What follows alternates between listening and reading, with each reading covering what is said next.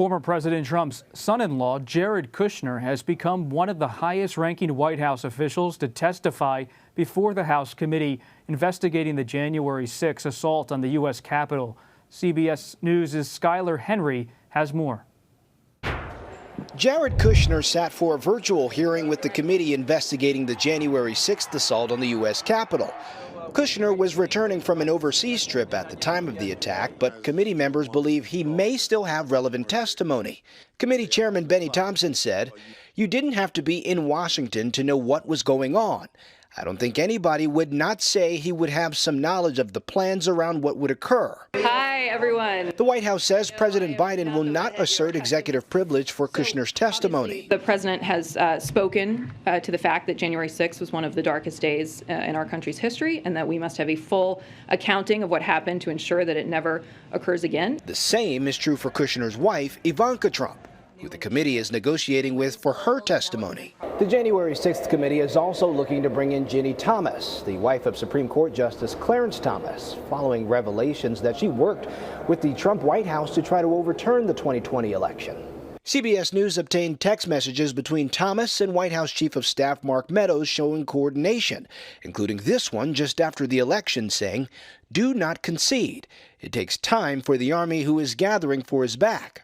House Speaker Nancy Pelosi is among many Democrats calling for Thomas to recuse himself from cases involving the January 6th assault. If your wife is an admitted and proud contributor to a coup of our country, maybe you should weigh that in your ethical standards. Thomas was the sole justice to rule against the National Archives releasing Trump White House documents to the January 6th committee.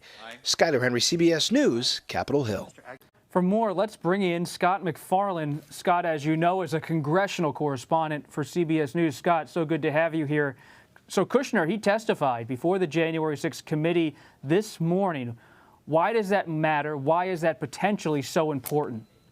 In some ways, Bob, this is a high watermark for the committee. They've gotten particularly close or particularly inside the inner circle of Donald Trump, the tightest part of the inner circle. But in other ways, this is not a high watermark because Jared Kushner was not in the country on January 6, 2021, much less in Washington, D.C. So what does he have to offer about the hours and minutes as the riot began? That remains to be seen. He was not subpoenaed. He was not required to show for a deposition. This is a voluntary interview by Jared Kushner, and it's happening virtually by remote technology, which provides a very low-profile means for a very high-profile witness to appear. But there's something else. Does this grease the wheels at all for Ivanka Trump to show up and meet with this committee? We know they've asked her for a voluntary interview, did so many weeks ago, and as of now, they have not yet spoken to her. Does this make it more likely? That's a possibility, which adds significance and some resonance to this appearance today by Jared Kushner.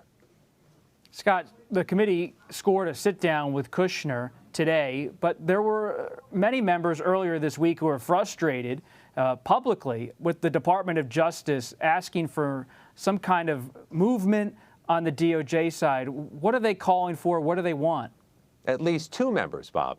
Congresswoman Zoe Lofgren from California and Congressman Adam Schiff from California, both said in so many words during Monday night's business meeting of this committee, the Department of Justice needs to do their job. The committee's doing its job, the Department of Justice must do their job. Now, they didn't specify whether they're referring to the Department of Justice bringing those criminal contempt of Congress charges they recommended against Mark Meadows and potentially in the days or weeks ahead against Peter Navarro and Dan Scavino, the highly placed Trump aides.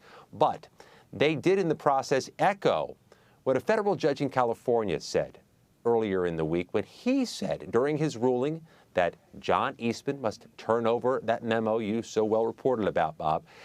The federal judge said that there needs to be more accountability, strong accountability for those responsible for the riot that day, that Americans are starving for accountability, and that if there isn't accountability, criminal accountability, there's a possible recurrence of January 6th still to come. So we're seeing this shift in the public statements of members of this committee that the Department of Justice has to do more.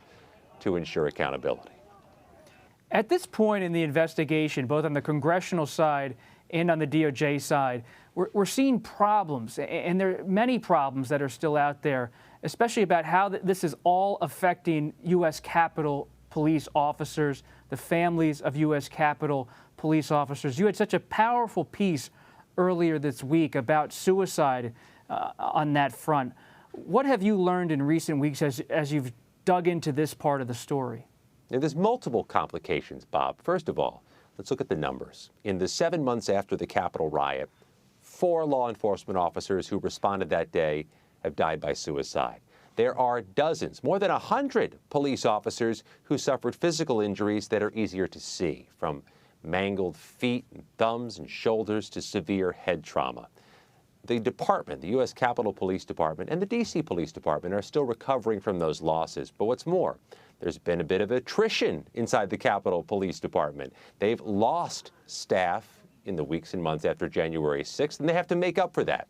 They have to recruit and they have to hire. And in the past 24 hours, the Capitol Police Chief has requested $700 million for his budget for next year.